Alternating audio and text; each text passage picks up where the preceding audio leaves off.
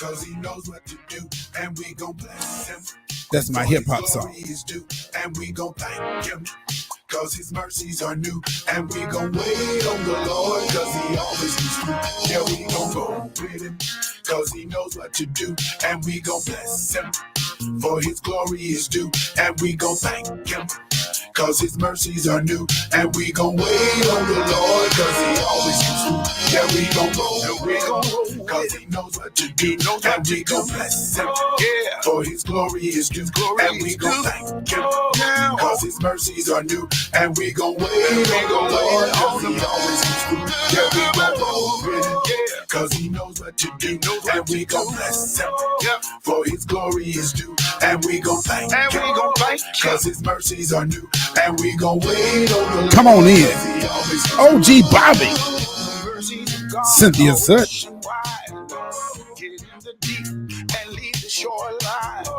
You gotta get lost in the fullness of God. Come on. He knows the way for him is not hard. Get under his wing, cause he is the door. His word over you is forever. Courtney is here. Move out your seat, there's a world to explore. Cynthia, where you been? Cause he knows what to do, and we gon' bless him, for his glory is due, and we gon' thank him, cause his mercies are Cynthia, that's my jam.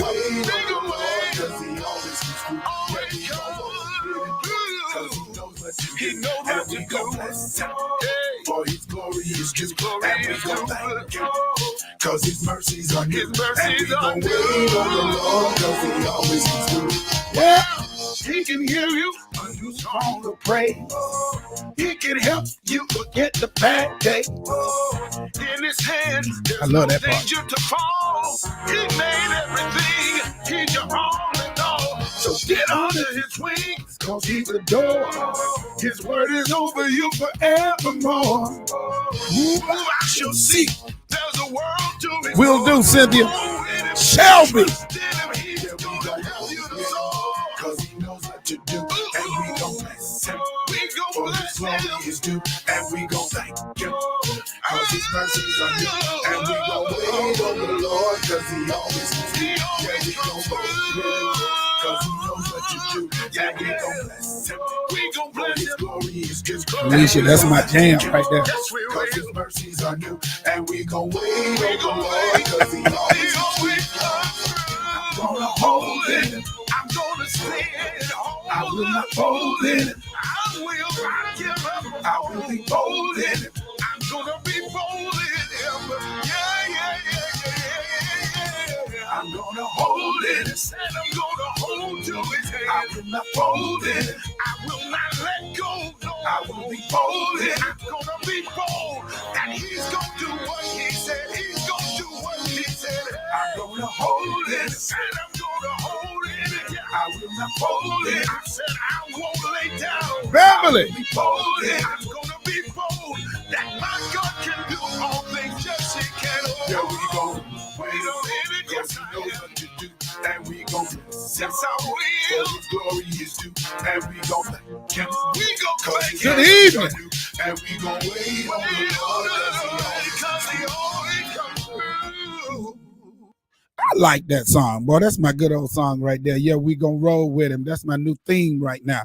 We gonna roll with him because he knows what to do, and we gonna bless him.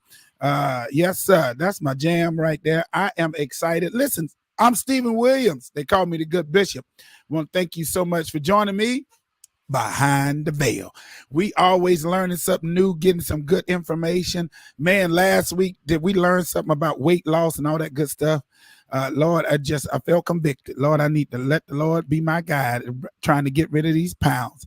And so we thank God for our guest last week. But Lord, we got a good one today. Lord, we got a good one today. She ain't but about three. She ain't but three. She ain't but she about 30. So she young, y'all. And so I am excited. Let me do the read down. And please let everybody chime in. Tell them to come on in because we're going to talk about being worth the wait. Are you worth the wait, or are you just letting stuff just come on through? I can't wait to hear where she got this stuff from, how she did it, what she did it in, and all this good stuff. Let me get my stuff right here. I'm excited. Again, welcome to Behind the Veil. Oh, let me tell y'all supposed to do some stuff. I'm going to talk about this in a minute. Oh, please go and we're going to go to the live stream, if you will, at SLW Behind the Veil on the YouTube channel. That's where we are. Go over there and subscribe and hit the notification bell so you can get all the good information that's coming through. And if you want to donate to Behind the Veil, or you want to donate to the scholarship fund, y'all know I got a scholarship fund, and I'm going to talk a little bit about that. But if you want to donate to the scholarship fund and you want to do it via Cash App, you can do it to SLW. And then what I need is, I'm going to need your address, because I want to give you full credit to that. And I am excited. I'm excited. I forgot to tell you all, I need to talk about it. I guess I need to talk about that this week, because I signed the documents. Listen, it is so good that y'all, okay. And then I'm going to get to my guest, but this is such good news. So what's the day? Tuesday. So on Thursday, if the Lord says the same and the creek don't rise, and I just get on up there and do what I'm supposed to do, we were able to, with your help and your giving on that particular night, and between my giving and your giving as friends, we raised $6,000 that weekend, or up to that week. So we raised $6,000. And let me tell you what, the Winston-Salem Foundation, they matched $5,000. Here is the beautiful part about that. They had a minimum for their scholarship funds to be endowed at $10,000. So guess what? There is an endowed scholarship fund at the Winston-Salem Foundation, the Stephen L. Williams Sees You Scholarship Fund.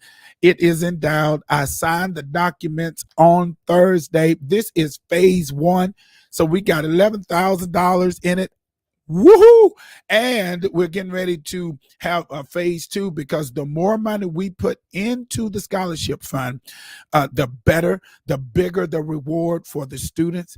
And I called out about 30 people who have not had an opportunity, did not take the opportunity to give, or didn't have the opportunity to give. And so I'm going to be sending that out, because if we can get that, and we're going to raise that money, and we're going to make it one of the best scholarship funds for HBCU students in this area through the Winston-Salem Foundation. But I want to thank you all so much for your gift, your love gifts, whatever the amount, your generous amount, because every amount that you give is generous. And it has been successful that now we are endowed. There is a scholarship fund at the Winston-Salem Foundation Thursday. It ain't here until Thursday. I got to sign them papers. Now, when I sign them papers, you'll see me Thursday, because I'll be taking pictures like I'm outside. All right. So like I'm from Rockingham, like I'm from Savannah, Georgia, across the line. All right.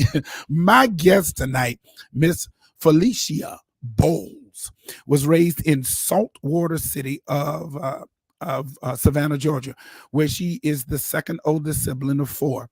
She relocated to Winston-Salem in 2009 to pursue her undergraduate degree at Salem College, an all-women's private institution. She received a degree in sociology and criminal studies.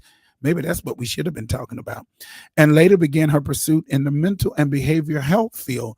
She worked at the Children's Home, now called Cross North School, as a residential counselor. She worked in group home settings with youth who were in the custody of the juvenile justice system and Department of Social Services. Wow. After experiencing a layoff, she began working in customer service for a year and a half, and soon after moved from cashier associate to customer service supervisor. So Phylicia had a greater passion and a higher goal setting. She enlisted in the Army National Guard, where she served 3 years as an N2Y, I don't know what that means, unit supply specialist. We're going to talk about it. While stationed at the 113 Sustainment Brigade, she was awarded the Army Achievement Medal for her selfless service during her 2-week training at Camp Butner at Camp Butner, North Carolina.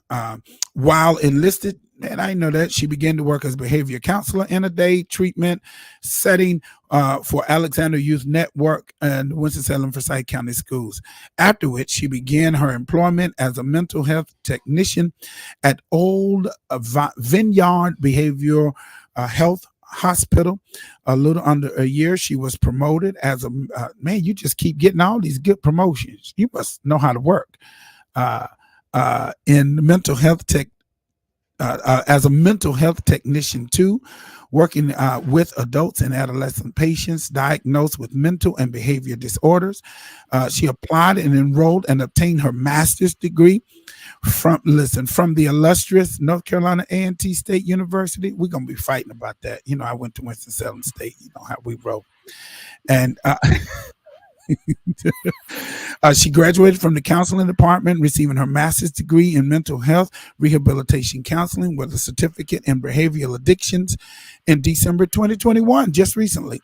Congratulations. She is currently working towards full licensure with her LCAS, employed as a substance abuse counselor. She plans to become fully licensed with her LCAS and LCMHC to pursue having a private practice and nonprofit organization that will assist with mentorship and scholarships for the youth population living with mental and behavior health issues.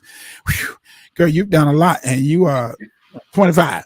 You know, listen, welcome to Behind the Veil, my guest, Miss Phylicia Boles, and thank you. and Hello. hey everybody. Listen, welcome, and thank you so much for joining me tonight. Boy, do we have a lot to discuss. We have a lot to discuss. She came, how I met her. She came to the Scholarship Fund concert. And while she was at the Scholarship Fund concert and I was looking at names, I did not recognize her name. And so I needed to get her address. So I looked up on the book, which is our new phone book, and messaged her about her email because I needed to send her some documentation thanking her for contributing. And as I'm on there, I'm looking and I see this book called Worth the Wait. And it stopped me in my tracks. And I we messaged each other, and I asked her would she be willing to be a part of the Behind the Veil platform. And so here we are. She readily consented, and I am excited to have her here, y'all. And so we got a lot to cover because there's a lot about her I do not know, and there's some stuff I do know. And I know she's from Savannah, Georgia, down in that area, and she came to Salem College. And then, but I want to just let her talk about her story because I got to get to this book about Worth the Wait. But where do we start? How do we get? Let's go back. How do we get to Worth the Wait? Who is Phylicia, this little girl, or talk to me about the 15-year-old, 16-year-old. Where are we? What's happening? Siblings, family. Floor is yours. Let's go. Oh, wow. Well, first and foremost, I want to thank you, Pastor Williams, for actually inviting me onto your podcast. I'm very honored. This is an amazing experience, and I cannot wait to share with you all who I am. So, like Pastor said, I am from Savannah. Let's see. I was not born in Savannah. I actually I was born in El Paso, Texas. My dad and my mother, they were in the military together. They were stationed in Texas. But then after they split up, my dad actually took full custody of my sister and I. I do have an older sister. She and I are literally like a year apart. And different dads, but same mom.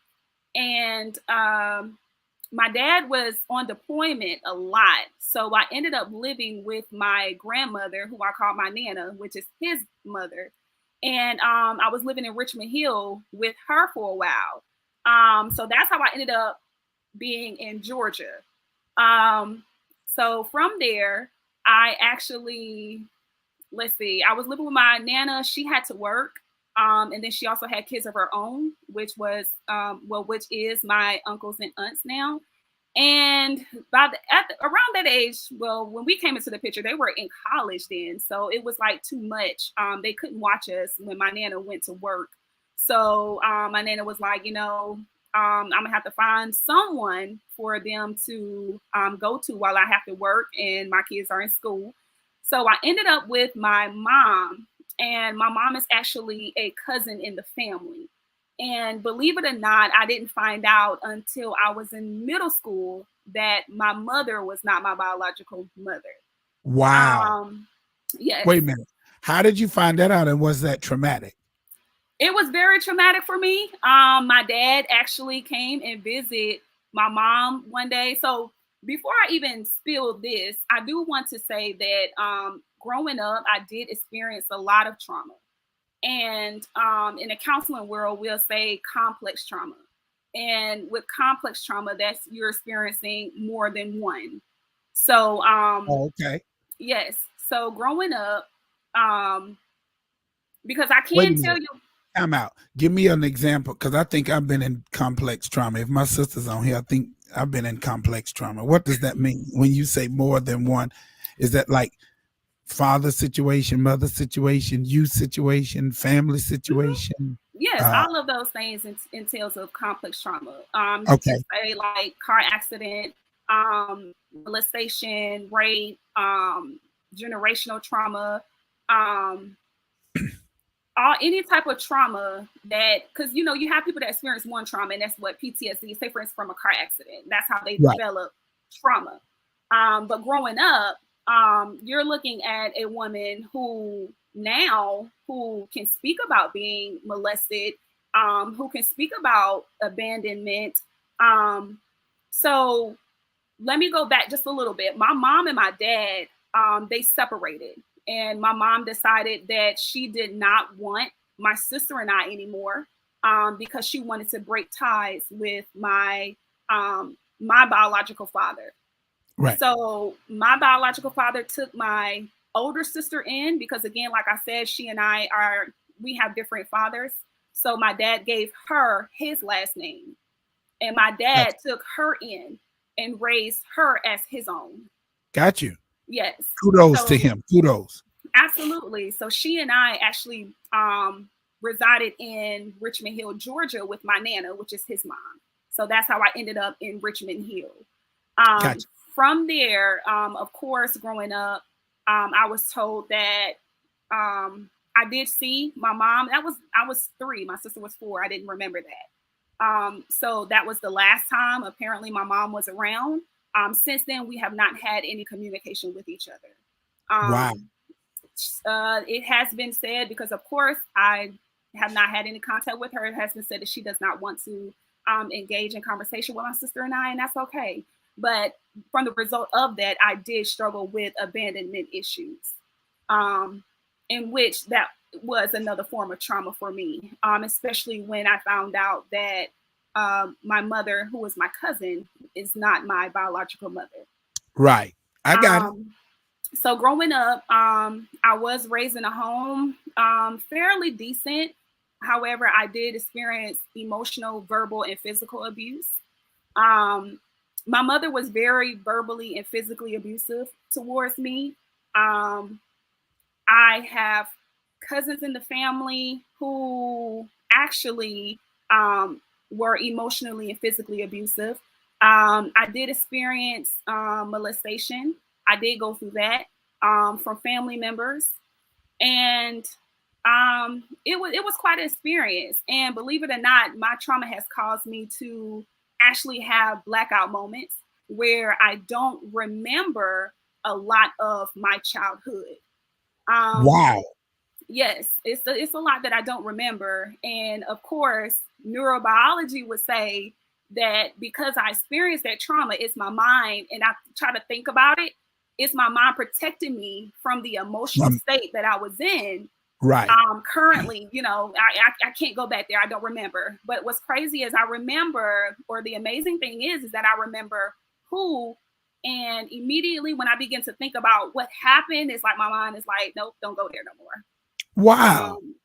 Now, Yes. is that an ability? Is that now? This has nothing to do with what we're going to discuss tonight, but is that something that the mind? Because I think people do that on a consistent. So let's put on our counseling hat for a minute, because I think Okay. people do that on a regular basis, especially when we're dealing with church people, where that they struggle, I think, with truth because they can't or they won't deal with that trauma. And so I Absolutely. guess in your field, my field, we see a consistency of people dealing with emotional, they have emotional trauma. I like that, complex trauma that continues to come up. And right when I think a person has, the word has worked, they seem to go back into whatever it is. And maybe it's because they're not processing the drama or something, Absolutely. something a smell or something triggers something. Should they come to you to try to work on that since you have that issue? Now, now it is specialized training for that in counseling, and that's called EMDR, where they do like desensitization. Like you have trauma therapy for that, where you can go and you can get that type of therapy. But one thing that I want you guys to know tonight is there's two types. Like there's repression and suppression, and these are things that I actually talk to my friends about. So when we talk about repress, it's in a manner of you're conscious, you're consciously, like you're aware and you can remember some things by will. But when you're suppressing a lot of information, sometimes that information you can't access because of how much trauma you've dealt with. So you just got Right. to understand the meaning between the suppression and repression of it all. So Wow. when you look at, so it's like you're too far in or you're too far deep to remember, because like I said, you're in that fight or flight mode when it comes to your mind. And literally you can do like a whole session on repression and suppression when it comes to your mind, and when it comes to what biology, neurobiology says, and when it comes to mental health counseling. So you just got to know where you stand when it comes to that. Now, when you talk about the church, that's why it's so important. Because growing up, I never thought about counseling. I never knew about counseling. My mom, they never went to counseling, because growing up in the Black community, it was whatever happens at home stays at home. You couldn't share anything that was going on at home because Right. it was like you're telling your business to the world. So that's my mentality and how I grew up. That's why I never shared anything outside of my mom's house. Everything that was meant to stay in was in. Listen, I'm laughing not because of you all, because it's a tough subject. I'm laughing because out of all the stuff we went through as children, I'm gonna tell you what my mama said. This was her remedy for I don't know if my sister's on here, her remedy for that kind of stuff. She said, "You better tell Jesus." she she would say, "You better tell Jesus, and he won't tell nobody. Now you better go in there, get on your knees and talk to Jesus and let him work it out for you." That's as close to counsel as we got when I was coming up. Because you're Yes. right, you could not tell your information to anybody. And so that's as close as we got to that stuff right there. You better tell Jesus and Yes. leave it at that. Anyway, go ahead. Go ahead. Absolutely. Absolutely. There's a lot of things that Tracy and B then on said, top of that, whatever happens in this house, better stay. It better not hear it again.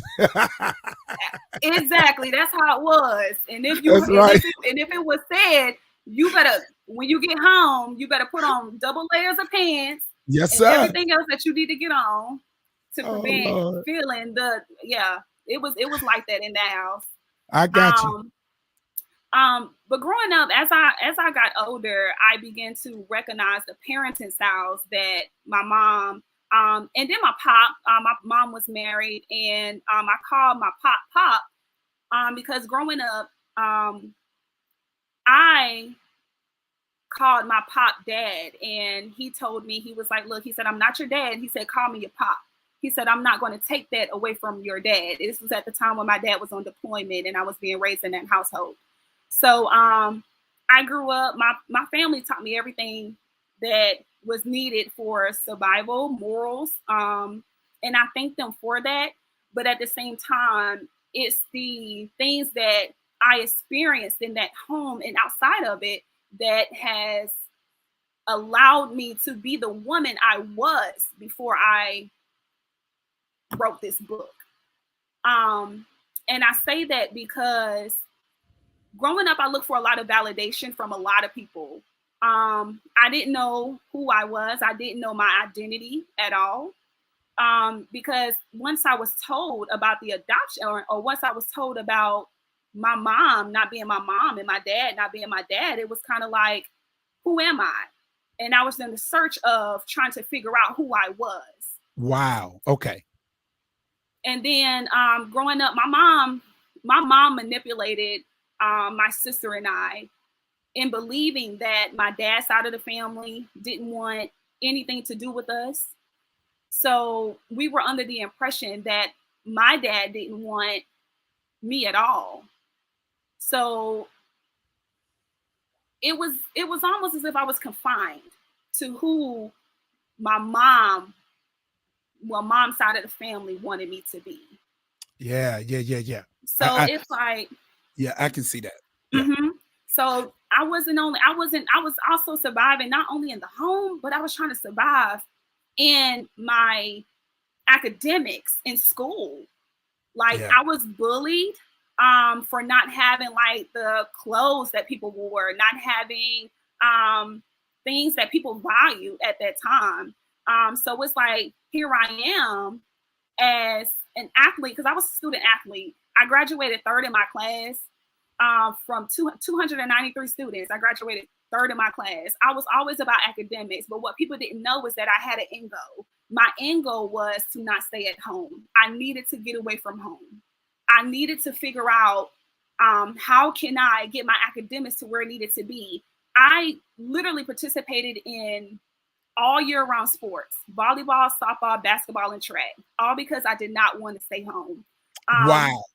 Home for me was very uncomfortable. It's amazing because when I talk about my life, you don't really you know what you've been through, but when people ask you these questions, you're like, wow, I've been through some things. Oh yeah. Now Look, so let's go back to that, because do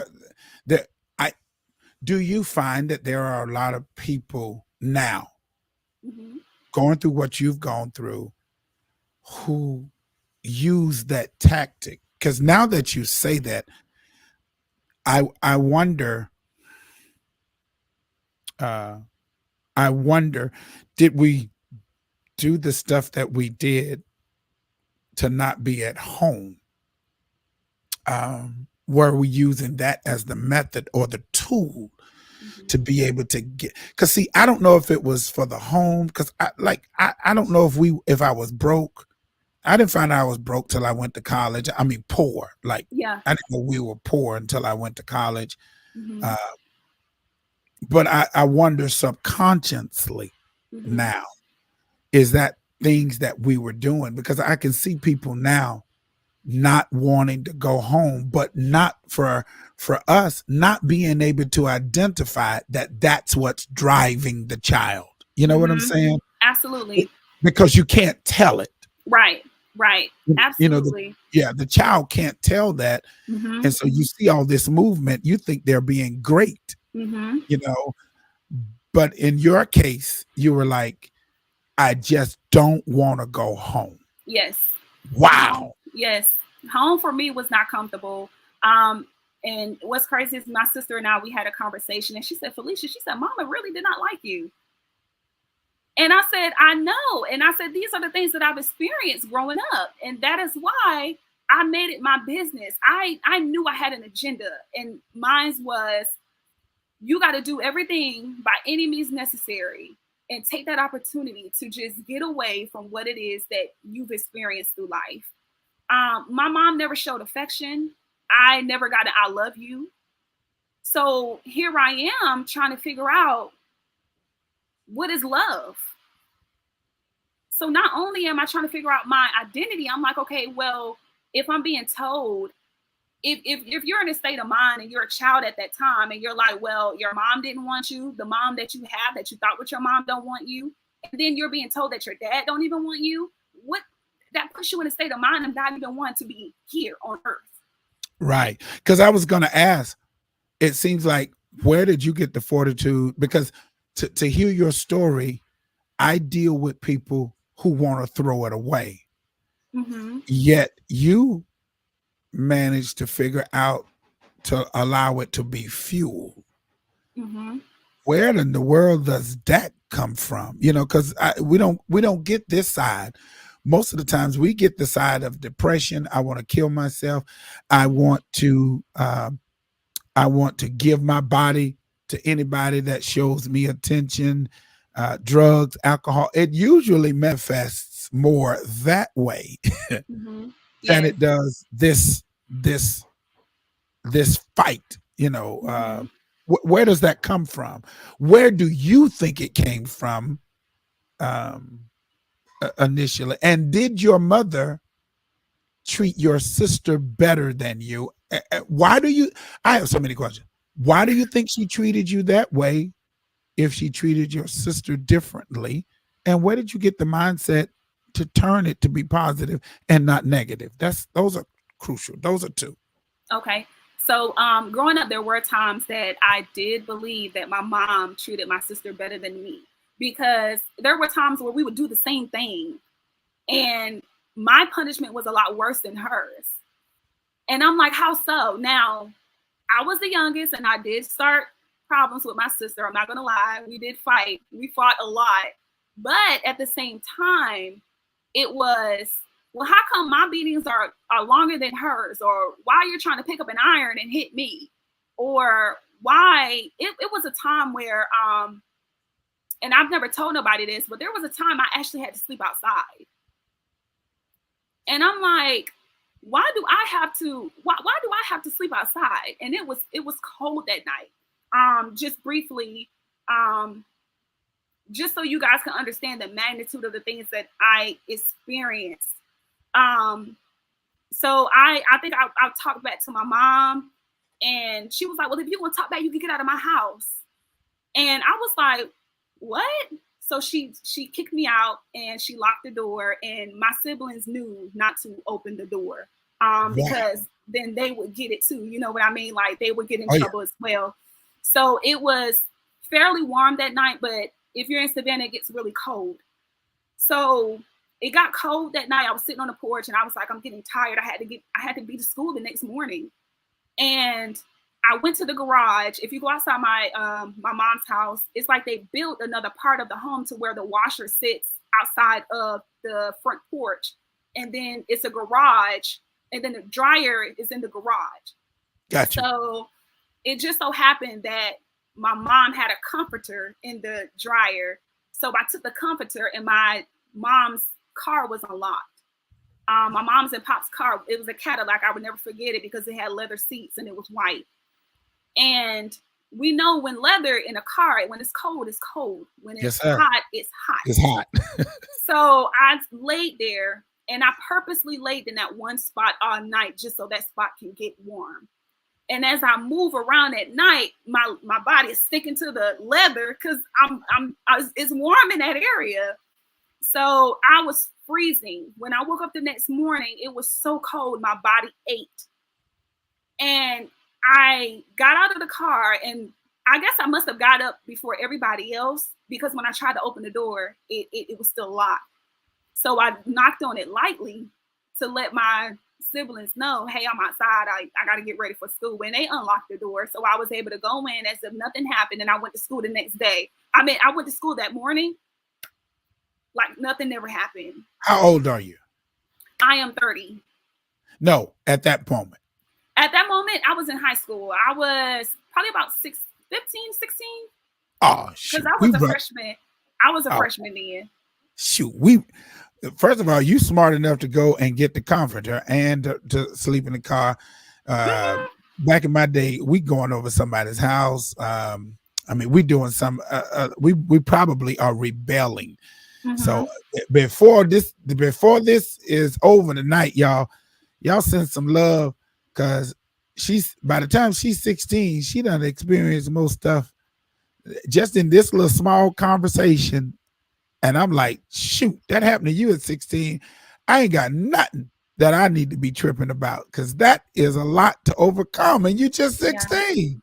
Yeah. Anyway, go ahead. Well, the spending the night at the friend's house came once I stopped being embarrassed and told them.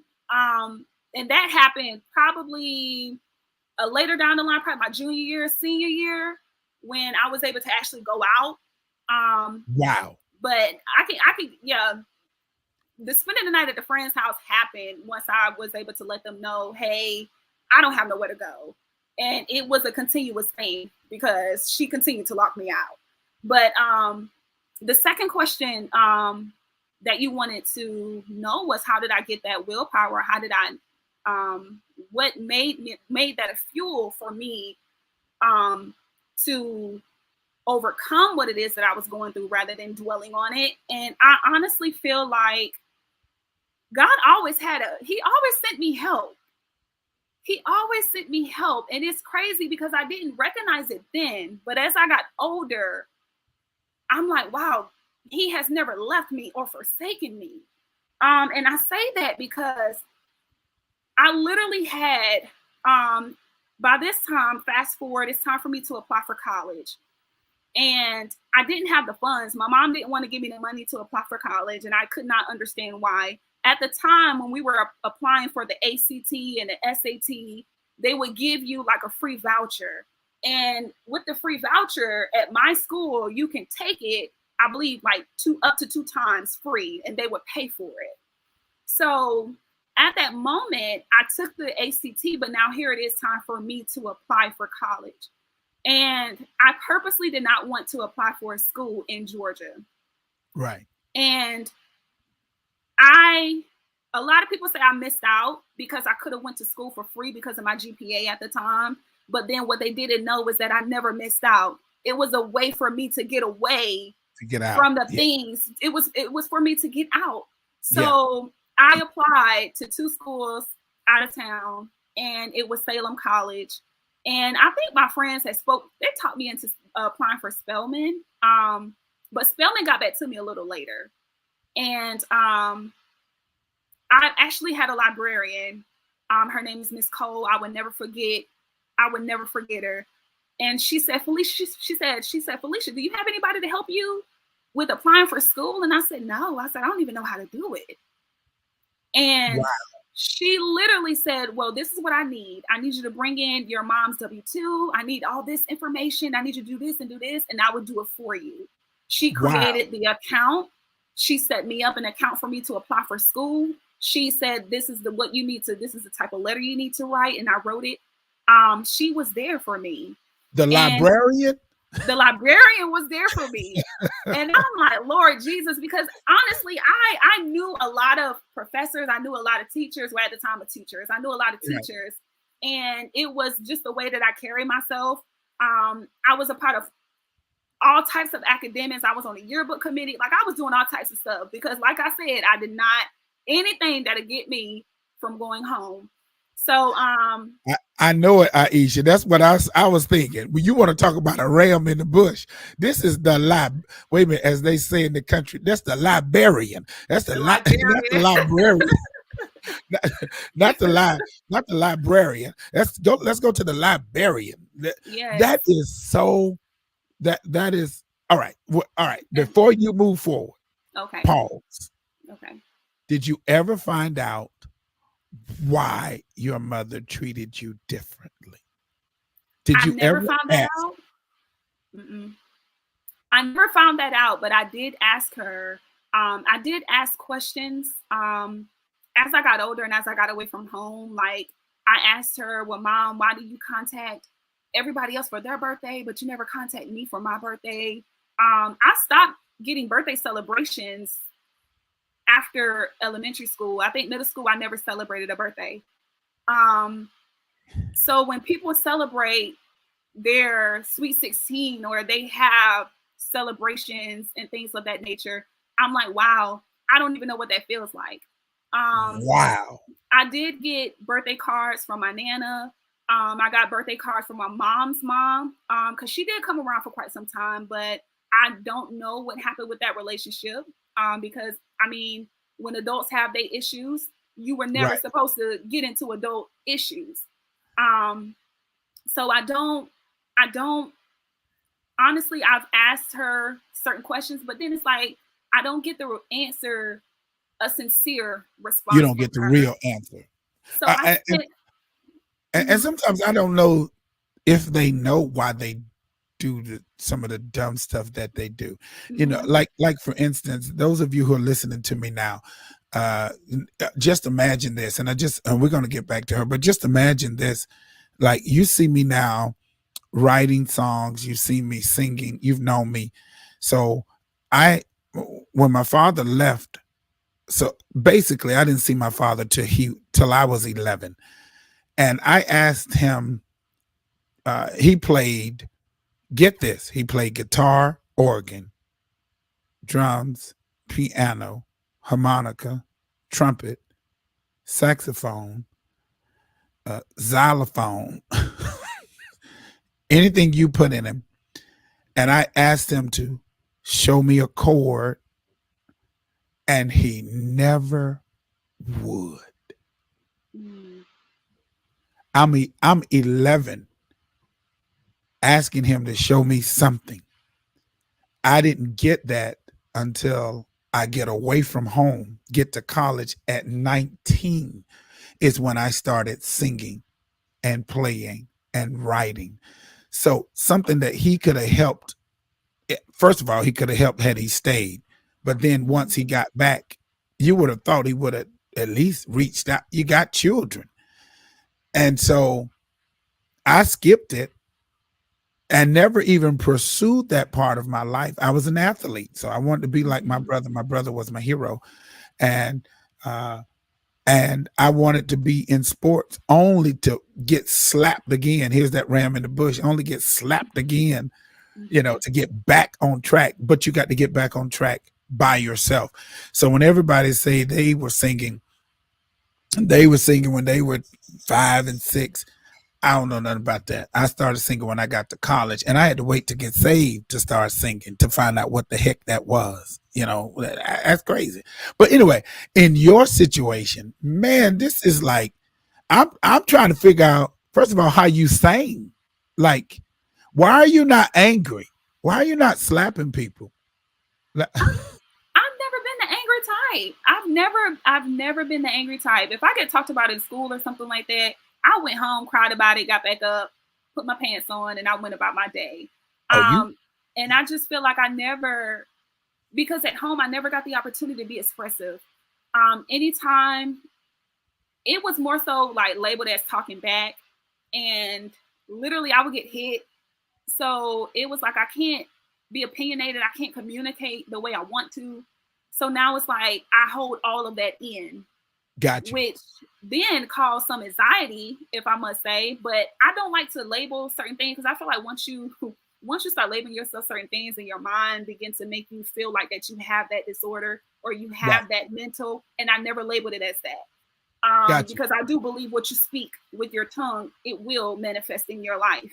So you got to be careful when you say, I have this, I have that. I never named any of that. When I was in school, I would get called on in class and I knew the answer, but then my heart rate would go up. I would get sweaty. I'm Yeah. like, I know this, but then I'm like, in the inside, I can feel all of that Yeah. physiological. I can feel all of that. And I never knew what it was called, but I'm like, okay, well, if I can't talk freely at home, then why should I in school? Why should I do it at school? Gotcha. Okay, so you get me now to we're applying. We're at Salem. You Yes. decided you want to come to Salem. I don't know why you want Ooh. to come to Winston-Salem. Why did you skip like A&T and Winston-Salem State? Like, why didn't you want to go to the HBCU or where it was a lot of people, bunch of people, Howard, Central, even Okay, NC State? Why did you I choose? know. Listen, Yeah, I mean, so it's I a know whole I lot of have all schools. these. So I You know could I have all these HBCUs people on here. South So Carolina I'm gonna State. just You say, could give have me gone. some grace, because when I got here, I did not know anything. Oh, somebody went to Salem. Spirits, yes, Salem. That's that. Look, that's that bougie Aisha Booth Horton. So we don't. We deal with her. She's different. She's don't get me, Aisha. She's different. God bless her. Salem sister, I love it. Salem sister. Oh, So I didn't hear about any of these schools until I got to Winston. I'm sorry. That's my girl. I love Aisha. She is something, boy. She is something. That's my girl. All right, go ahead. I'm sorry. So you choose Salem because you don't know. No, and Salem visited me at my high school in Savannah. They traveled all the way to Savannah, so they caught my attention. Gotcha. Okay. Yes. Because I was going to say, did the library person have influence with that, or no? She didn't have any influence with that. But they were one of the young ladies from Salem. She was one of the one of the representatives that comes in the area. She asked if we wanted to come for a stay, and I was like, sure, yeah, let's go. So me and my best friend, we went to a overnight stay, and it was great. They welcomed us. It was friendly, and we was like, okay, well, yeah, let's come here. So that's how that was. Don't do that. Wait a minute.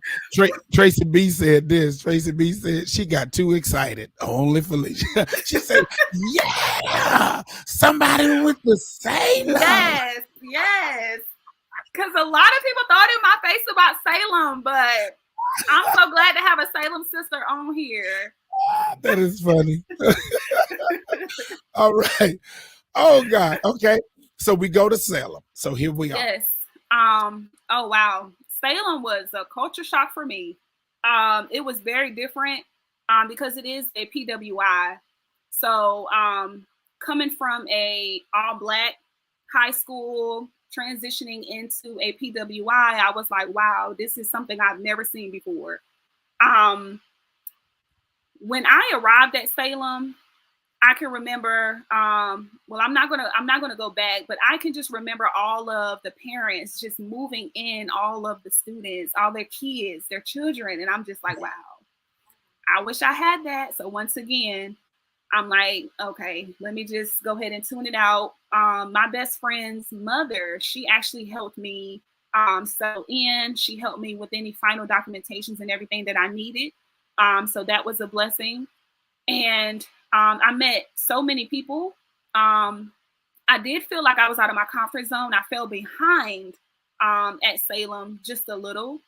And I believe the reason why I fell behind was because I was intimidated. To be honest, let me call it what it is. I was intimidated by a lot of the women that were there because a lot of them have done so much when they went to introduce themselves in a classroom. They've read several scholarly books. They've written several papers. And I'm like, I'm coming from a high school where I've only written a 3-page paper. So y'all are already writing 10 pages and I'm already like, oh my God. So, so I was a little intimidated going to Salem. And that was my first time experiencing racism as well. I was a part of a step team. And one of a young lady at the school, because she involved and associated herself with us women of color, they wrote nigger lover. And I'm like, what school am I at? Like, what is going on here? Is this what y'all do here? And they even protested and everything at the school. And I'm like, wow. So I ended up graduating. And when I was at Salem, I did involve myself in a relationship that I wrote about in this book, actually. And I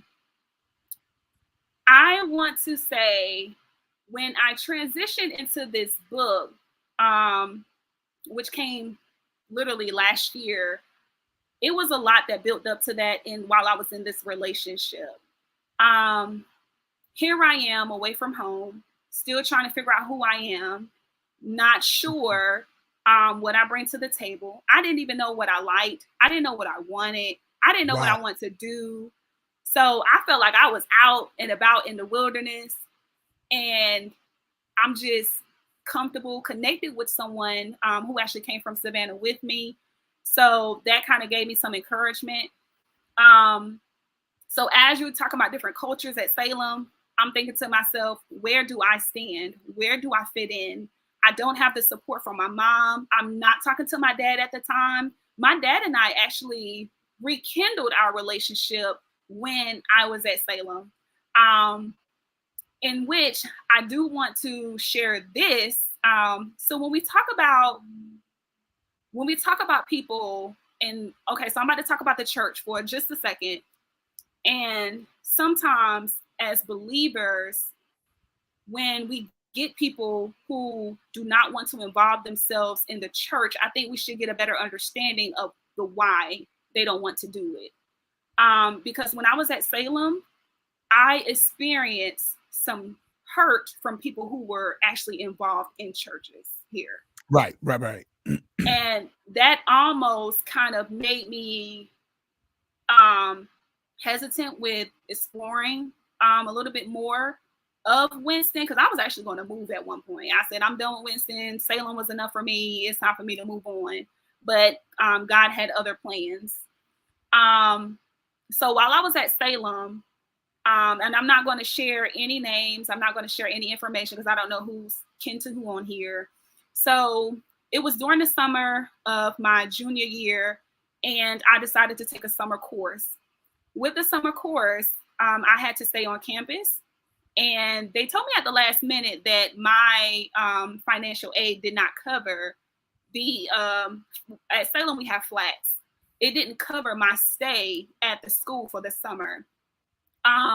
So there was this lady who took me in because she was also taking summer school. And that's why I said God always provides people in my life for some reason. I met her. She was a FLIR student. And a FLIR student is those who are not, they don't live on campus. They just take classes. So she was on, she was like, well, Phylicia, she was like, I'm taking summer classes too. She said, you can come live with me at my house. I was a little hesitant at first because at this point, I'm still not trusting people. I don't know which way to go, but she did, and she invited me in. So my friends and I met this lady who was also a FLIR student, and she was actually a member of a church. And she said, you can store your belongings at my house. So me and my friends take my stuff at her house. It was my TV, it was my clothes, it was my shoes, everything that was in my possession. And the house didn't look like what it looked like when I went to pick up my belongings. So as I lived with the other lady, she said, well, Phylicia, she said, well, do you want to go get your things now that you settled in with me? And I said, sure. She said, well, who did you leave it with? And I told her the name, and she was like, I don't think you should have left it there. I know her. And I'm thinking to myself, I'm the type of person where somebody can tell me anything about anyone, but I have to encounter them first to get that impression of them. So I'm like, okay. So when we went to go pick up my things, all my stuff was ran through. My TV was missing. My clothes was gone. My shoes, you can tell, like when someone tried to fit in your shoes and they can't fit them, it was all worn out. And I was like, oh my God. So the lady told me, she was like, I think this is a time for you to contact your dad. I had called my mom. My mom didn't do anything. Well, I'm going to say, of course, she didn't do anything at the moment. The lady told me to go to the church and talk to the pastor. I was like, oh my gosh. I said, I don't want to do that. I'm not confrontational. And she was like, well, no, she said, I really think, because she said, I think you should talk to them just to see if they can reimburse you or do something. And I was like, Right. okay. We went to the church, spoke to the pastor of the church. And I'm like, this is what happened. And he shared some things with me. He just said, he said, I don't really think that the act was the problem. It's just that you trusted this individual with your stuff.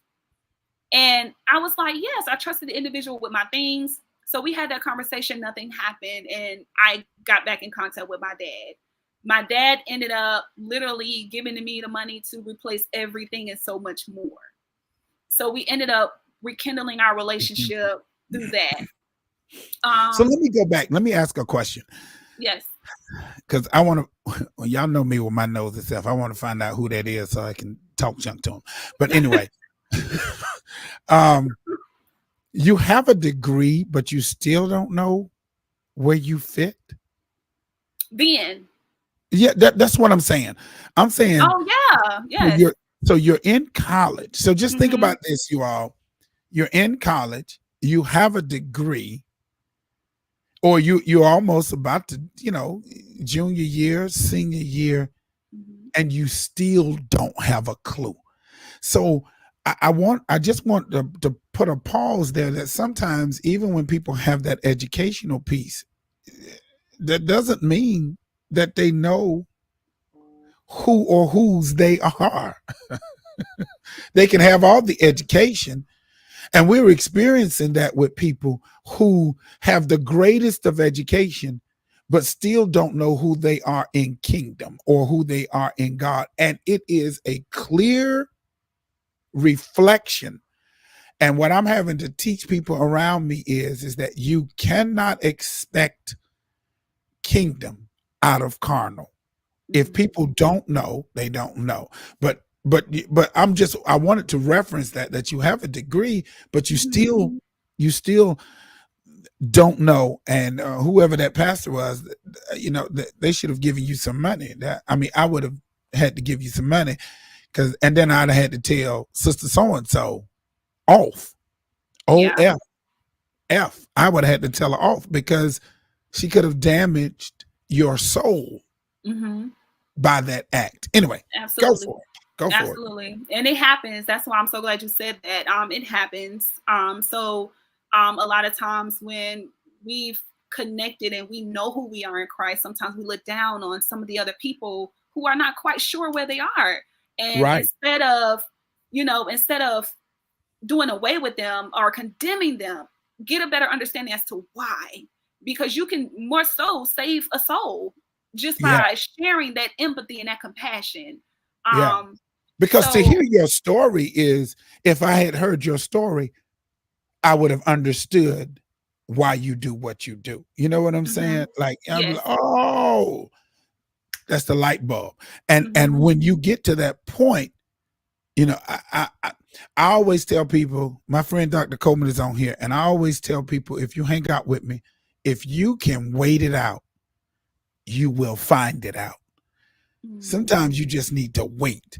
And absolutely, if you can't ask the right questions before you throw it away, before you condemn it, just wait. Don't judge it. Just wait. And if you can wait it out, boy, time reveals all things. But absolutely. Go ahead. So here you are. That lady done stole your stuff and didn't nobody help you. I can't wait to find out who it is so I can call him. I probably know him. I know him. I know him. That's all. Not saying a thing. I'm not saying a thing. I'll just joke. So fast forward, I'm in school, and I end up meeting this guy. Oh, actually, this guy came to me. And I'm the type of person, I don't answer, like, it's certain things that I respond to in my messenger. But we all know when that other person come in your inbox, you're like, am I going to pursue it or am I going to just let it go? Right. And I actually pursued it because of some of the stuff that he was saying. He was like, he's from Savannah, which is crazy. He was from Savannah. I did not know him. He played basketball. And he was living in Greensboro with his sister. And I was like, okay. So we ended up connecting and we created a relationship with each other. And How did he find you? Just on Facebook? Facebook, yes. Y'all better So stay we on met up. Facebook. So yes, we connected on Facebook. He's one of the guys that I actually gave a chance to, and I'm like, okay, let me see what's going on. By this time, I did not have the discernment that I have now. But if I Right. did then, I can tell you right now, I would have saved some time in my life. Listen, we have some listeners on here now. They wish they had the discernment too. So I do too. So he and I connected with each other. We were in a relationship for a year before I graduated because we met my junior year into my senior year. Okay. So here it is. I'm like, I don't want to go back home. I did my internship. I got a job at the children's home. That's how I got the job at the children's home, because I was interning there during the summer, during my internship experience. So I went back and I inquired about a job, and they gave me the job a month before it was time for me to graduate. So he and I were in conversation, and I was like, well, I don't want to go back home. And he came up with the idea. He was like, okay, so how about I get a place? And he actually put a deposit down on the place and everything of that nature. And I was like, okay, fine. If that's going to keep me from not having to go back home after school. Right. So we ended up cohabitating together. Once we ended up cohabitating together, this is where I found out who this guy really was at first, because here I am in school. We see each other not, on and off. He doesn't live on campus, but now that I'm cohabitating with him, I'm finding out so many things that just made us so incompatible. Like, we were not compatible at all. He chose. Oh, go ahead. No, because once you start talking like that, you have my spider senses. It's the tingling. So what is about this that you say, okay, I make this move, and I know the motivation is all right. I'm in between. I don't want to go home.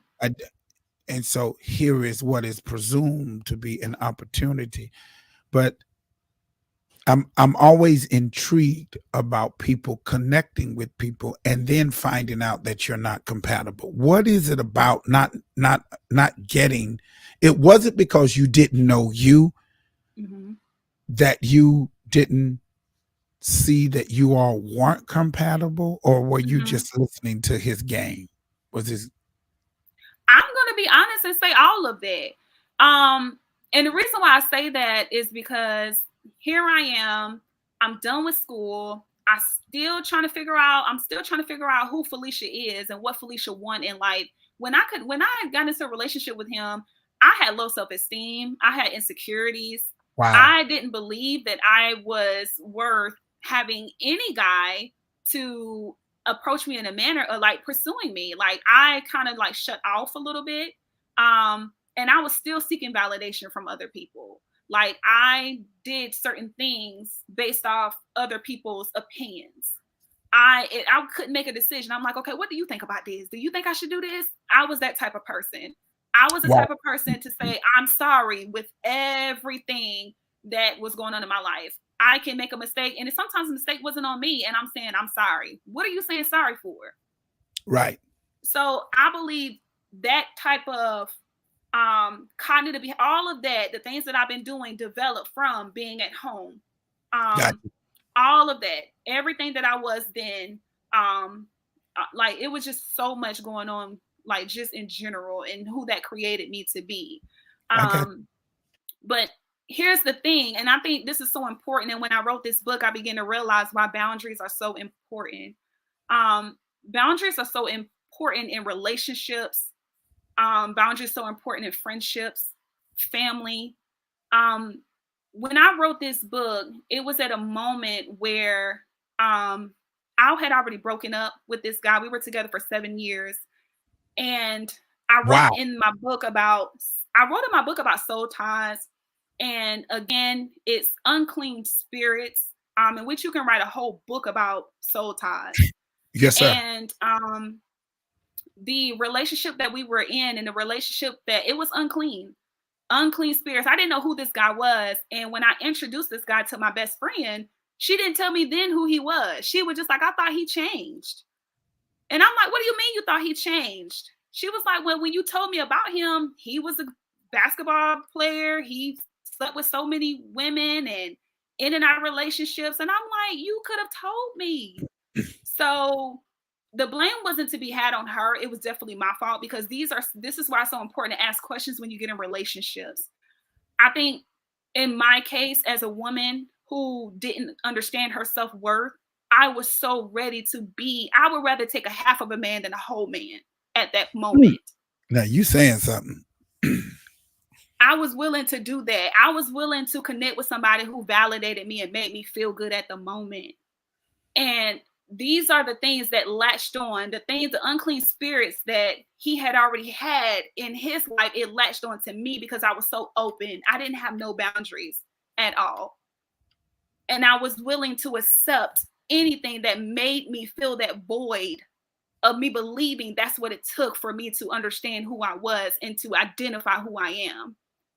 So I didn't have conversations with my mom about sex. I didn't have conversations with my mom about love. I didn't know what it was, but the thing that felt good to me, I thought it was the right thing. So it's certain questions I didn't ask when we were together. When I found out the type of person he was, engaging in smoking and doing all types of other things, I'm like, okay, I'm willing to settle with this. I'm willing to compromise, and I'm willing to put your lifestyle ahead of mine, because I don't even know what it is that I want to do. So I'm just going to sit in the moment. And I believe that's what we do a lot of times in relationship. When we don't know who we are, we accept and we compromise for other people and we dim the light on who we are, because we're trying to be open. We're trying to accept a relationship that's not even for us. And once we begin to be in this relationship, this person was talking to other people. Every time it came to me, like every time I made conversations about starting school again, it wasn't a topic of conversation. And I'm like, so what is your goals? When I started asking the right questions, that's how I knew this guy was not for me. I started dating churches again. I started meeting new people. And once they opened up my eyes to a different world spiritually, that is when I began to discover, okay, I am worth so much more. I have so much more in me that I carry, that I need to let out into the world. So once I began dating churches, and once I became active in ministry, that changed my perspective in who I was.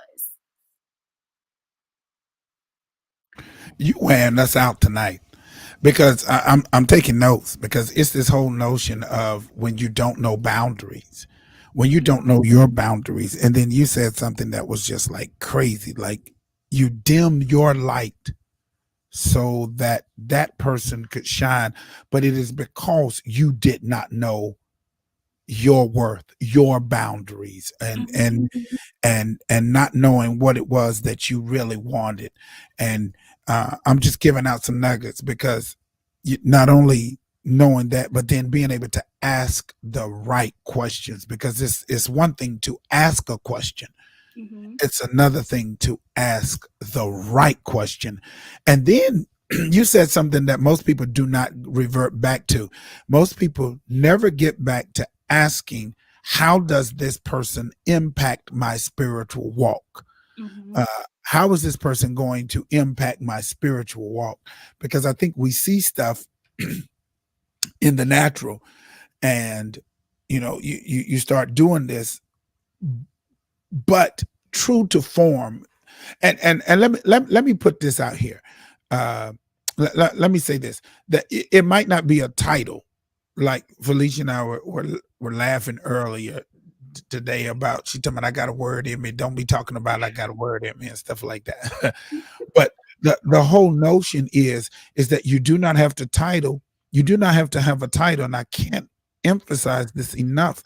To be an effective person in kingdom, I think we minimize God, that the collar is the only way we need to do this, that the pulpit is the only way we can become servant. And I think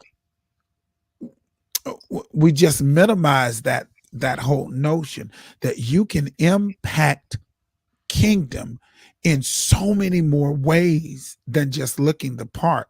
So the questions that you need to ask yourself, if God made you and he called you and he keeps sending the librarian and he keeps sending somebody else in your life and he keeps sending somebody else in your life, then that means he has a plan for your life and it is spiritual. And so when you finish, when he's finished being fine and she's finished being fine, there's a question you must ask yourself outside of the money, outside of being fine. How does this affect my kingdom assignment, my spirituality? And I thought that was powerful. Anyway, go ahead. I wanted to throw that in. I'm taking notes, honey. You got me back in school. I feel like I'm back in school. I can't go to Satan though. God bless Don't do that about my alma mater. Our homecoming is coming up, by the way, just to let you know. Go ahead. Go ahead. So you asked these questions. Did your best friend know he was trifling? That's my word. She did know. Because when I said, Why "Hey, didn't you tell her? I want you to know who I'm talking to," and when I went to introduce him, she was like, "Hey, what's up?" But she didn't tell me at that moment of the introduction who he was. But when you're stepping out and you're doing all these other things, and I come to you and talk to you as a friend, and I'm like, "This is what he's doing to me," you like, "Oh, I thought he changed." Which means you But knew. you could have told me at the beginning what I Right. was getting myself into. Right. But that didn't happen. Got you. Go ahead. So so right now, here I am dating, and I'm dating the church that I was at previously. And he and I were going to the same church, but then when he decided that he wanted to rest on the weekends because he was working every other weekend, I began going to the church by myself. And Got as you. I began seeking, when I began seeking God, when I began seeking ministry work, when it was as if I was being drawn more to the church that I was at previously. And I'm like, okay, Lord, what is it that you're trying to tell me? What is it that what is it that I need to do? And that was the moment in my life when I began to see things in my relationship that I didn't see before. Like I seen it, but realistically, we can see something going on. We can see the red flag as big as day, but then we're going to overlook it because we're wanting this relationship. You couldn't tell me this man wasn't a man that was for me. So you can sit here and give me advice. You can sit here and say, girl, he's not good. But until I get to the point of willing to accept and recognize that he is not for me, then it was not going to happen. And Do you think your best friend didn't? Because Shelby brings up an interesting point. She says, when women are just wanting a man, the best friend telling you what they know may not be well received in most cases. So do you feel like she didn't say it because of that comment that you just made? You couldn't tell me, because that's a part of the challenge that we're having. Yeah. Just as humans, we want to tell you, but even if we tell you, you're not in a position where you want to receive it from us. Absolutely. And you'll turn. So Absolutely. we don't tell you because some Absolutely. people see it, but we can't say it because you're not in a place to receive it. Anyway. Absolutely. And that was a good point, because that's exactly what it was. That's Gotcha. exactly what it was. And that's why I said you wasn't going to tell me this man wasn't going to be for me, because I had already made up in my mind that that's who it was. Like I wasn't paying anybody else any attention. But then once our relationship, we were verbally abusive, emotionally abusive to each other, and it got physical maybe 2 or 3 times. But yet, once again, you couldn't tell me. And that's why I when it comes to domestic violence, that's why domestic violence relationship is so important to home in on, especially when it comes to when a woman has made up in her mind about a man that anybody in a room can tell her that he's no good. But once she realized in her mind that he isn't any good and begins to start that process of getting away, then you got to be willing to have that support system. Because here I am. I didn't think I didn't have support system until I connected with people in the church. Got you. So the friends that I have now are the ones that I met at church, and they Got you. have helped me tremendously. Because I didn't have anybody here. I didn't have family here. Right. So and you couldn't go home. Absolutely. Absolutely. So once I started connecting with people in ministry, once I began to doing kingdom work, I began to, I do good at this. I know who God is. I'm beginning to find out who I am in Christ. And as I'm talking to you, our conversations are not aligning. Because Right. now I'm like, okay, are you going back to church? What are you going to do? Now I'm planning for the future. And when you're not rolling with me with planning with the future, now I'm like, okay, we have nothing else to discuss. Wow. So after that, he ended up leaving. And of course, it was some things in between that. But to save for the sake of time, we ended up separating. He took his belongings and he left. And the day when I came from class, because I was taking classes at that moment, I walked in and seen that all his stuff was gone. When I tell you, it was like a weight that lifted off me. I cried, but I can assure you it was tears of joy. Because I'm like, it was the way he did it. I'm like, so you really thought that much of me to leave that way? But then I felt good. I felt good when he took his stuff and left out of my apartment. I was really, when I tell you, it was like a breath of fresh air, because I've cried several nights because I was like, okay, God, I need someone, like, I know someone is there to love me, but how can I seek love when I don't even love myself? So let me ask a question, and because here you bring up another question.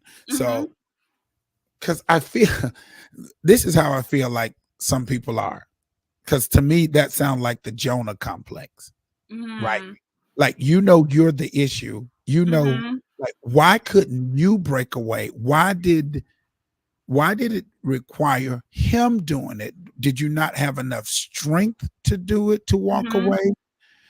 Because it is a relief, yes, when they do it, but it seems like God, it needs to be done, but we can never really make that decision. Absolutely. To do it ourselves. So what was that? I call it the Jonah effect, because my thing is, if Jonah knew he was a problem, why didn't he just jump overboard? You know what I'm saying? Yes. But I'm with you, Aisha. I'm with you. Soul ties are powerful. Yes, they are. I got to do a behind the veil on soul ties. We're gonna have to do one. Yes, you do. You do. Okay. Honestly, even though we were still living together, my heart had already left the relationship a long time ago. So it's almost as if, you know how they say when women are done with their relationship and they stop arguing, that's how you know it's done. It's a done deal in relationships. It got to the point where I stopped arguing. I stopped asking for things. I wasn't doing half of the things that I would normally do, because at the end of the day, we got comfortable. I'm not going to say he got comfortable. We got comfortable. We got comfortable with each other. We got comfortable with each other's style. It was just a matter of, I'm just ready to let go. When he left, it was like, I'm good. Like, I'm free. I can breathe. So before that happened, I was already done with the relationship. And I want to interject for those who are in it. Don't look, if you don't feel like it's for you, I believe, just like you had the librarian, just like the lady came to visit, you know what I'm saying? Now that we can see it, I believe, just like the lady showed up in your junior year, I don't want any woman or any man to be afraid that if you bounce, I think God will catch you. Because I think people stay in relationships too long. Yes. I think we stay in relationships and we're looking for the other person to make the decision that we need to have that we are fearful of making. But if God has you, which I believe he does, then if you get the okay from God and it's not, that relationship is not for you, I just don't think God. Now, for those of you who are in covenant, we'll have a whole nother conversation. But if you're talking about, we're not there yet, you have to You got to check that out, because I'm still wondering, why do women stay longer and look for and wait for that guy to do it? I guess that Mhm. there's a sense of belonging, or even when you're finished, because don't you Mhm. know some people who are finished with the Yeah. relationship, right, but won't leave, Mhm. like mentally, emotionally, they are detached, they finish plump ploop, but they won't go anywhere, and they stay in that relationship, what Yeah. I think is really too long. But anyway, I'm Mhm. glad he bounced, That's good. and I'm glad he bounced, Mhm. for your sake, so that you can have that sense of freedom and be able to do Mhm. what you need to do. Go ahead, go ahead. I'm sorry. Your stuff is good. Go ahead. So after, of course, after he left, that is when I started rearranging my life a little bit. Like starting doing things that Phylicia loves to do, doing things that going to put Phylicia first. So of course I was involved in church. I had the military stuff going on because I was still going the one weekend out of the month there. Um, and then also I started kind of stepping out and like befriending a lot of people because I was very closed in. I'm very introverted, and I was not open with church. I was not the type to communicate. I was not the type to get involved until I was actually pushed to get involved in the church. Check Um, check this out. My sister says, because it's convenient for them to stay. So she asked that question. But then check this out.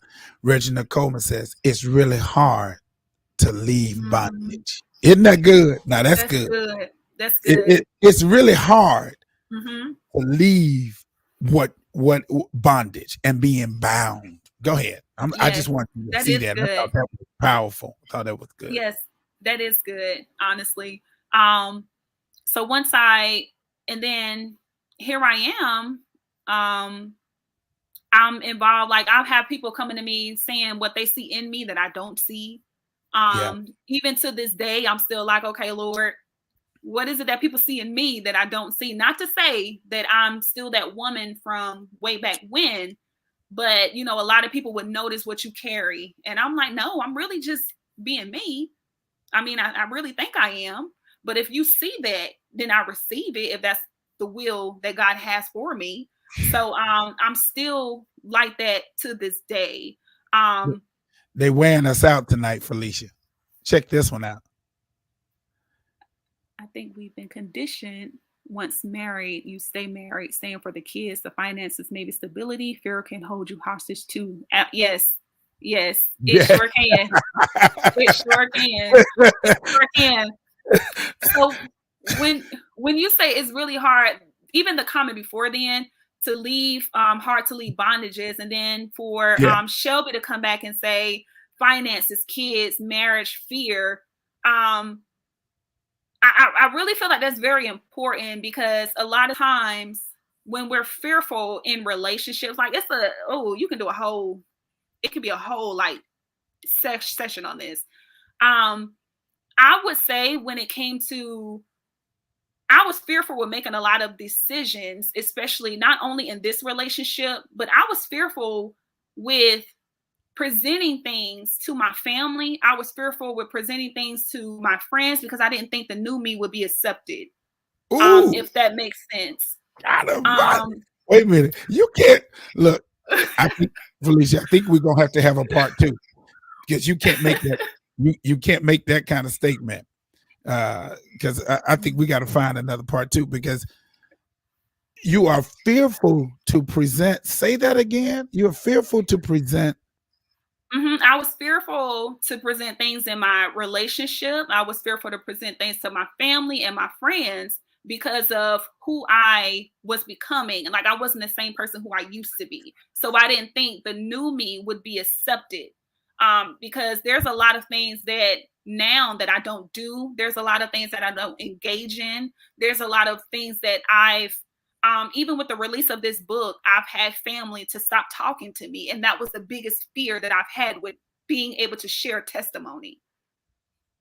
So I believe fear plays a lot when it comes to bondage and leaving relationships, as Shelby and Reginald. Reginald has said. Yes. Yeah, that was some good stuff. Now that's good stuff. Oh my God. So the book. Let's get to the book. God, because we got. Okay. So why did you write it? Oh Uh, wow. Oh oh, wow. wait a minute. Check out this statement. People love the undelivered us. Yes, they do. Yes. Yes, they do. Yes. And they fear the Mm-hmm. delivered us. Now that's the Yes, truth. that The is. people love the undelivered you, which is why they always relate back to it. And they do not know Mhm. how to accept the Mhm. delivered you. You That is know, so true. that is so powerful. Even coming from Mhm. Aisha, that's powerful. Amen. I'm still.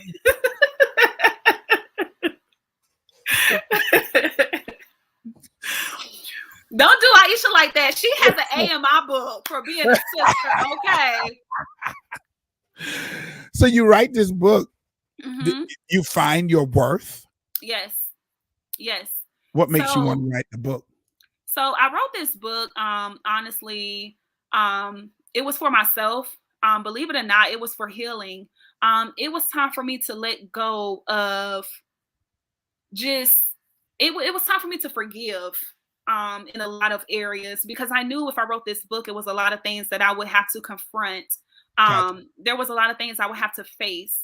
And writing this book was a part of me saying, okay, I let go, I relinquish to God everything that I've been holding in that prevents me from being who He has called me to be. Um, Writing this book wasn't easy. It was some things that I had to confront, with some things that I had to try to remember, that I wanted to just take out of my, like, I didn't want to remember a lot of things. Um, but I actually wrote this book during the pandemic, actually, and it was December of 2019, because we was about to go into the new year. When I decided, I was like, oh my gosh, I want to write a book. And the thought literally just like downloaded into me. The Holy Spirit downloaded to me to write this book. It was time, because I was asking something from my family that they didn't even have the capability and the capacity to give me. I was still looking for answers that I know I was looking for questions and answers that I knew that I would never receive. So I was like, okay, Lord, if I'm not going to receive it this way, it's time for me to release this and do it this way with what you have called me to do. Right. It's time for me to share with people my testimony. It was time for me to step out on faith. And when I wrote this book, I had to have difficult conversations with my family, because I had to let them know, hey, this is what's in it. And that was how I learned that this is a deep-rooted issue well before me. Gotcha. Because my aunt shared with me some things, and then my dad shared with me some things, and I'm like, oh wow, this is generational. It didn't start with me, but I can assure you I'm going to expose it for what it is.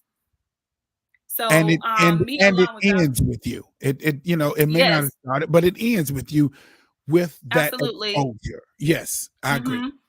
Yes, yes, stepping out of my comfort zone, absolutely, because this was very uncomfortable for me.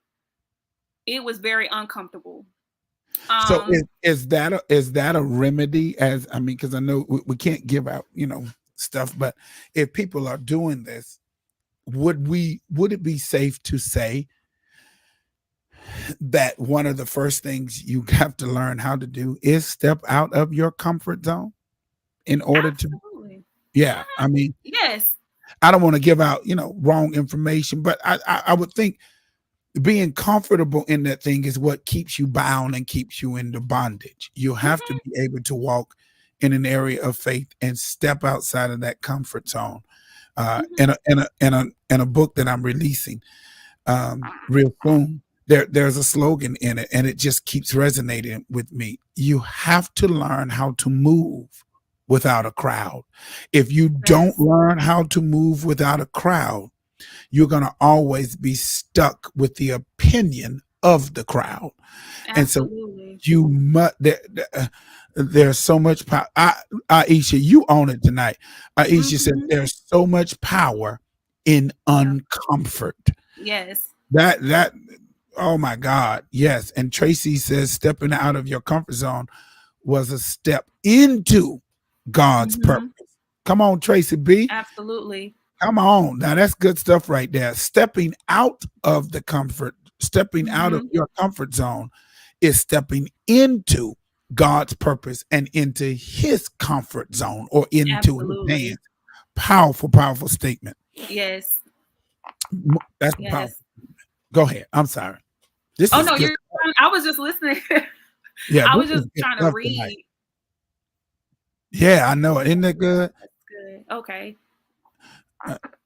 People cannot give what they do not have. Facing reality is uncomfortable, and until it happens, they will continue to not have it. I agree Yeah. with you. Yeah, Yes. because Yes. family have a That's good. tendency to not want to tell the truth. They Mm-hmm. don't want to acknowledge this issue that it's Hmm. systemic, it's generational, da da da da Absolutely. da, and they don't want to. They don't want to. They need somebody to help them say it out loud. And Hmm. sometimes you have to say it out Absolutely. loud. Absolutely. Absolutely. I agree. I agree. Oh, so God, because we haven't even gotten to the book. Well, um,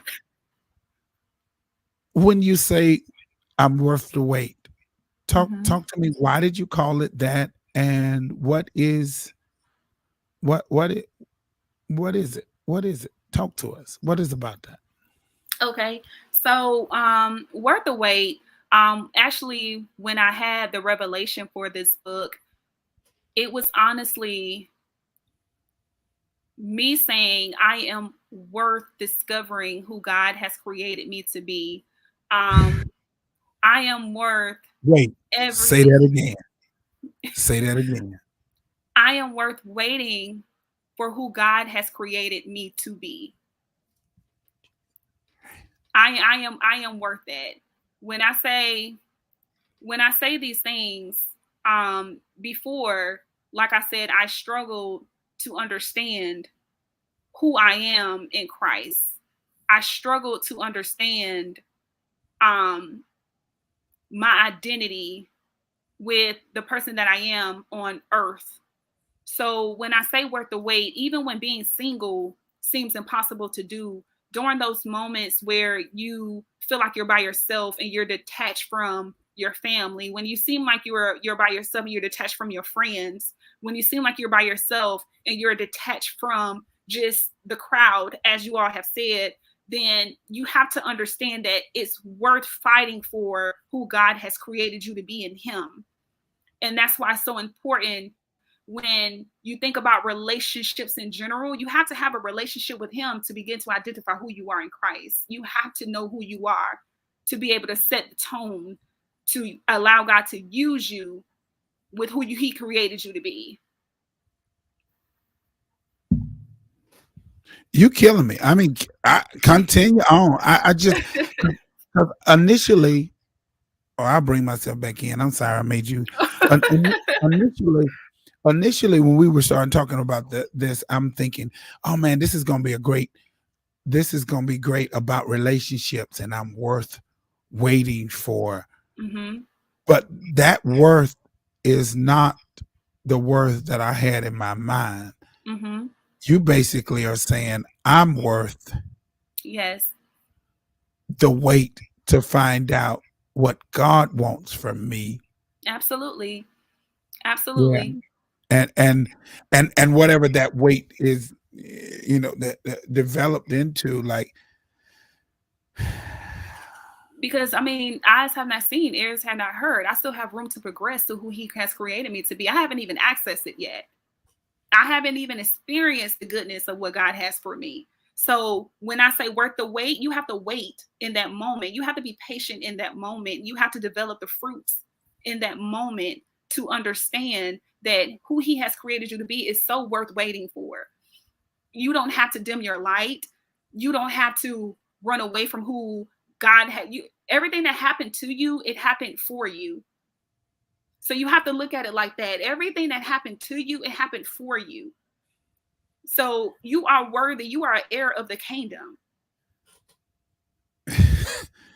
I don't even look. I don't even know I'm getting ready to give you the floor because they need what you're saying is the encouragement. and people need to hear that, that because that's the twist, that I'm really worth waiting, Hmm. as Shelby would say, for God to download who I am, what my Absolutely. destiny is. Absolutely. Because, Pastor Williams, I feel like we're living in a society now where everybody wants the title, everybody wants to be on a pedestal, everybody wants that recognition. But at the end of the day, I told myself a long time ago, if God is not in the forefront of who I'm becoming, then I don't want anything that's attached to my name. If it's not glorifying who He is, then I don't want it. I don't want to just have a title. I want to be able to get into the kingdom. I want access to the kingdom.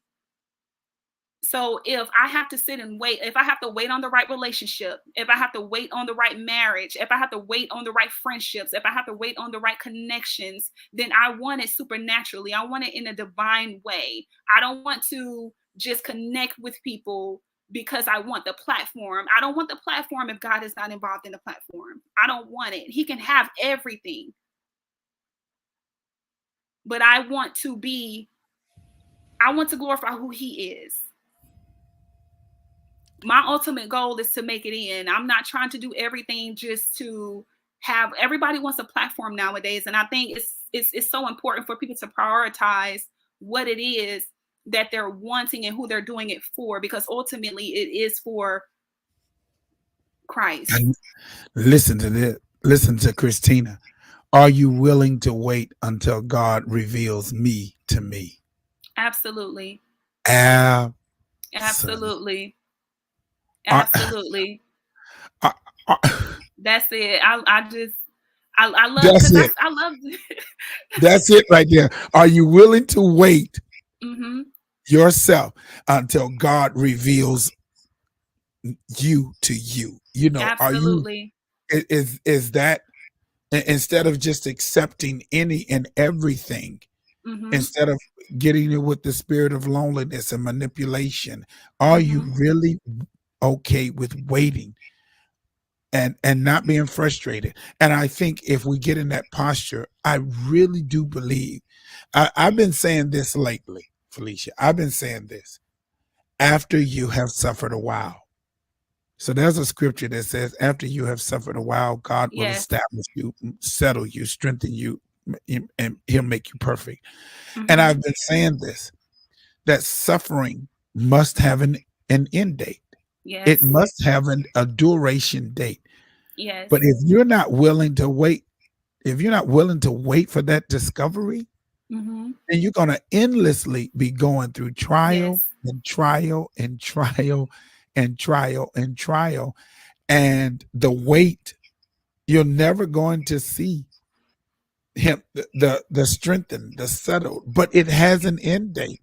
But Mm-hmm. I love this. I love this. Yes. Are you willing to wait for God to reveal you to you, or are you going to Mm-hmm. continue to keep running after what's not going to satisfy you?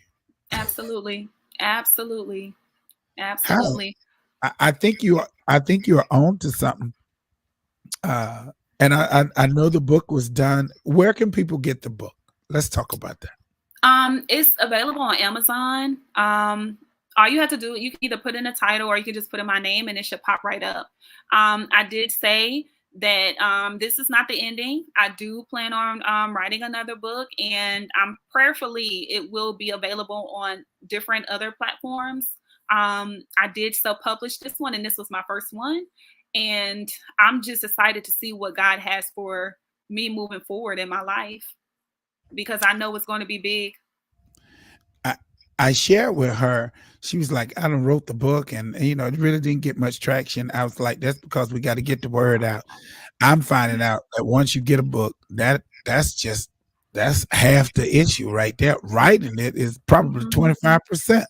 And Yes. so now that I've written it, I'm like, oh shoot, here come the hard work. I thought writing was the hard work. That ain't even the work. Now we got to get people out. We've got to get this word out here. So please go to Amazon. You can put that back up. Let me put her face up there and put her book out there. So, and I'll just talk behind the stage. Please go out there and get that Worth the Wait uh, by Phylicia Boles, Boles, because I think what she's saying is what everybody should be trying to do is figure out, am I just accepting any and everything, or have I made myself not worthy of waiting? And Absolutely. the more you give in or yield to your flesh, I believe the longer you're going to have to wait. Hmm. Uh, oh God. All right. You remove that for a minute and let me pull this up because this is important too. Because I think what Coleman is saying is really crucial. We can overlook the oil in your life. That's why we Hmm. need leaders and pastors. I agree with you. You got to find That's somebody who's good. going to cultivate that, because you Absolutely. can overlook that, and you can almost give up on you, Hmm.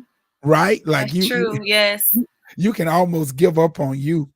But Hmm. as Phylicia has written, you got to make sure you know you're worth the wait. God, Absolutely.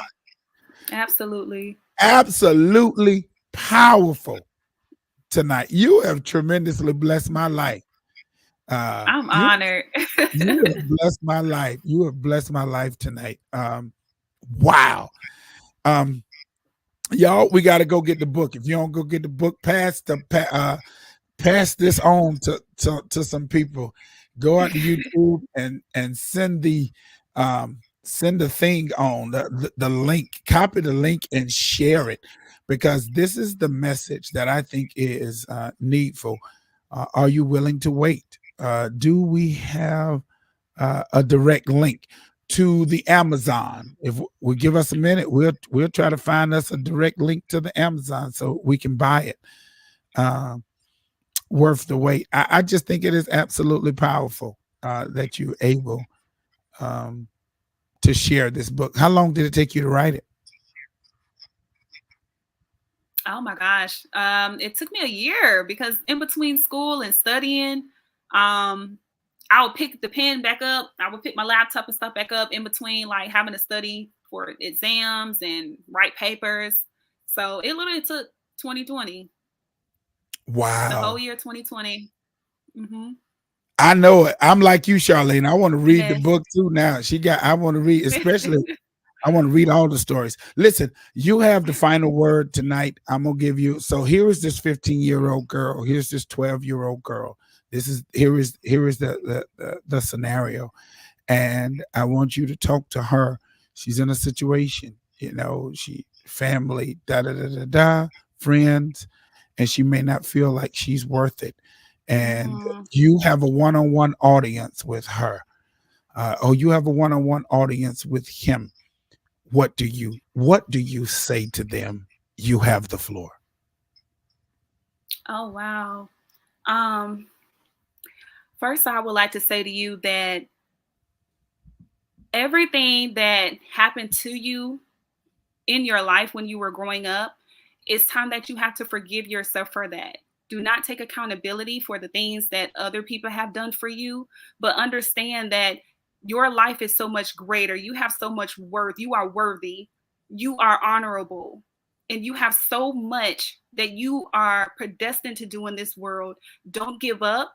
Don't allow anybody to tell you what you cannot do. You can continue to fight. You can continue to have support. You just have to make sure that you're open and willing to connect with those who are trying to help you and assist you.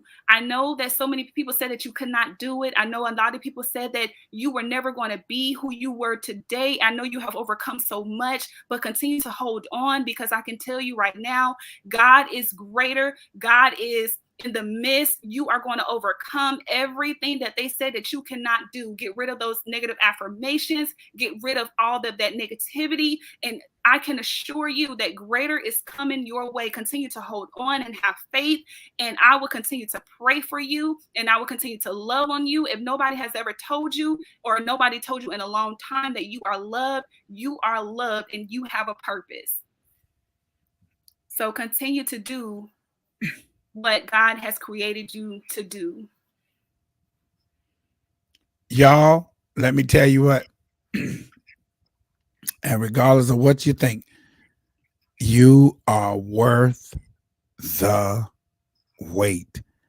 Phylicia Absolutely. Boles, you are dynamic. You are going to be something. I'm gonna make you laugh now, since I'm a bishop in the Lord's church. I'm gonna go ahead and get you some Oh license. gosh. Go ahead and get you some license and put your name on it, because you really do have a ministry to help heal a nation and point people in the right direction with your testimony. This is absolutely beautiful. You are phenomenal, and I Thank speak you. nothing but great things over your life. If there's anything I can do to help, I just whenever I get another platform, I've got to go somewhere else. Somebody's asking me, I need to take you on the platform and let them hear what you are saying, because I think what you have displayed tonight is absolutely marvelous. And Thank you. anything I can do to help you, anything I Thank can you do to so help you. much. My gift is your gift. And God, y'all, this has been awesome. If you can uh, take down the book, and I'll come on, because I just think she has done an awesome job tonight. Y'all Thank show you. some love. Please go out there, follow her on Facebook. Are you on the gram and the Twitters and all that good stuff? What? I am on the gram and I am on the Twitters. I have not been on Twitter in a while, but I am active on Instagram. Um, my Instagram name is PHY underscore LOVE. And my Facebook name is Phylicia Boles. Um, how you're viewing it now on the Yeah, screen. y'all go check her out, man. And man, you are worth the wait. I wasn't expecting all of this tonight. This was a good twist and a good turn. It felt like a novel. It felt like a mystery novel. And so, man, to be able to thank you for sharing your story. You're going to do great things. And you're only 30. God bless you. You done a lot, and you're just 30. And Thank so I'm you. excited. And if there's anything, I'm telling you, we're gonna push you. Somebody just invited me to come to a black tie gala thinking about to speak to youth, and I got to go Oh, down to wow. Rayford, and uh, I'm gonna tell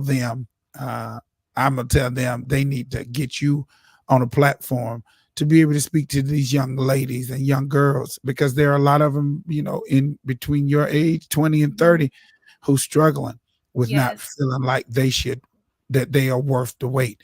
And coming absolutely. from me, just an old dude, but if I can get you there to be able to speak to them, um, I think it's going to be worth its weight in gold. And for those of you who would like somebody to come to you, I rarely do this, but for those of you who like to have somebody to just chat with your youth, your young women, your young men, I think Phylicia is going to be an outstanding person, not only because she's educated and smart and articulate. She's a sister. Yeah, um, Thank she's you. yeah, she's a sister. She's educated. But she has a real good message to try to help. And it's something when I'm 55, it is. I become almost unrelatable to a 25-year-old, but they'll listen to a 30-year-old because you have Mhm. just come out of what they've been in. And so I appreciate you, and I thank you. Y'all, Absolutely. you only find this kind of stuff Thank you. behind the veil. You only find this kind of information behind the veil.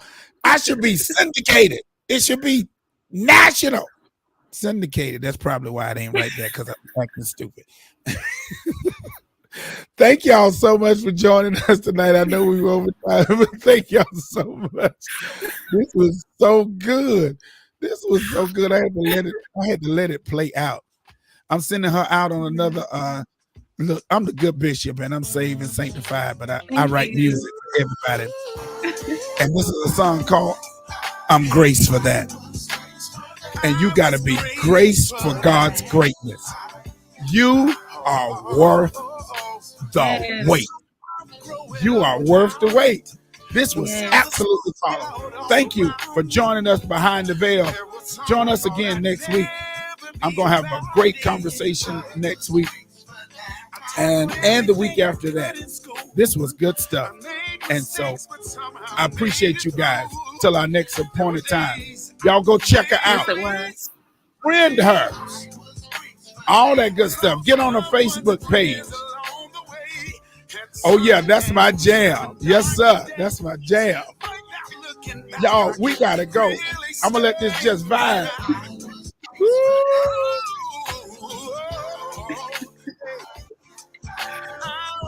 Aisha, I wrote this one for you.